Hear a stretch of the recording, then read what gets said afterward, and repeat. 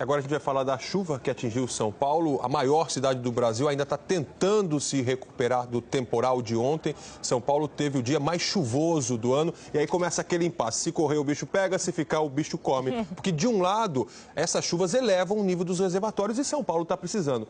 Por outro lado, a cidade não está preparada para esses temporais. Aí vem os estragos, né? Pois é, quem não viu aquela chuva de ontem, né? A chuva provocou ali alagamentos, né? Uma forte ventania, derrubou 24 árvores na cidade e um homem morreu ao ser atingido por uma descarga elétrica. Hoje de manhã, a prefeitura ainda tirava das ruas as árvores que caíram com o temporal de ontem.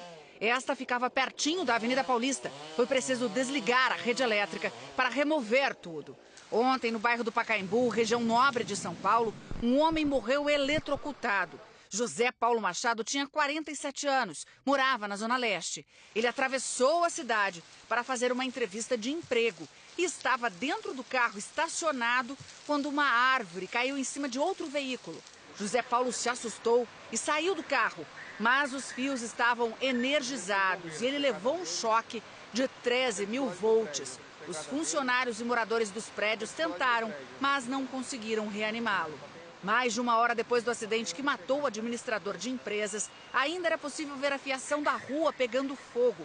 Para o irmão dele, não foi uma fatalidade. Fatalidade, muitas vezes você escorrega e bate e cai. Isso é uma fatalidade. Eu prefiro mais falar que foi negligência, que isso aí não é fatalidade. A queda de árvores está ficando tão comum que os moradores de alguns bairros colocam avisos nas árvores. Quando este alerta foi colocado aqui, o maior receio dos moradores e comerciantes era de que a queda dessa árvore provocasse novos prejuízos financeiros. Hoje, o maior medo de quem mora ou passa por aqui é de que, se essa árvore cair, provoque uma tragédia como a que aconteceu ontem, a da morte do motorista. Olhe na copa da árvore a quantidade de fios que estão passando ali, ó, e muitos são da rede elétrica. O risco é grande. No temporal desta quarta-feira, esse transformador pegou fogo e explodiu. Olha lá. Esses fios estavam bem pertinho da água. Esse aqui se rompeu. Cada vez que encostava na água, um perigo. A chuva trouxe ventos de mais de 50 quilômetros.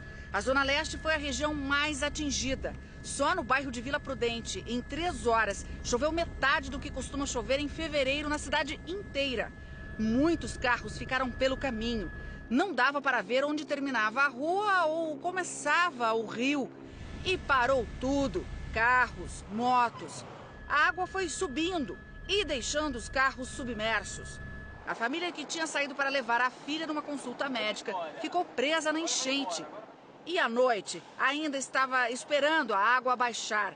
Foram horas no mesmo lugar. 4h30.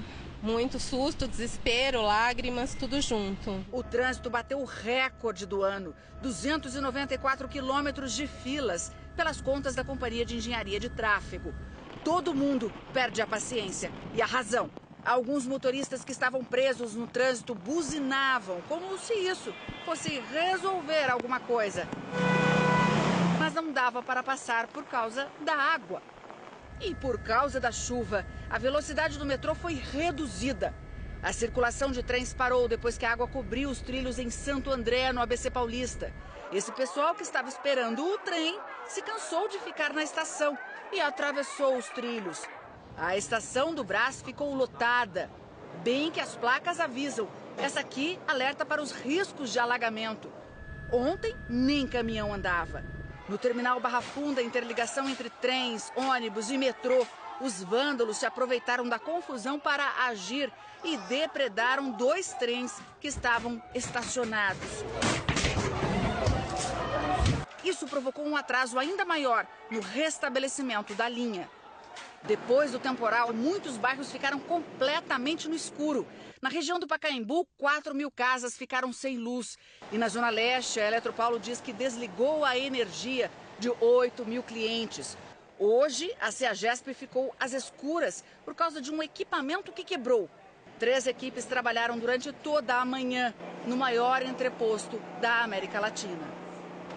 Nós vimos as imagens do caos. Ontem todo mundo passou por momentos difíceis. A polícia abriu inquérito para identificar os baderneiros que agiram ali na estação Palmeiras-Barra Funda. Um absurdo.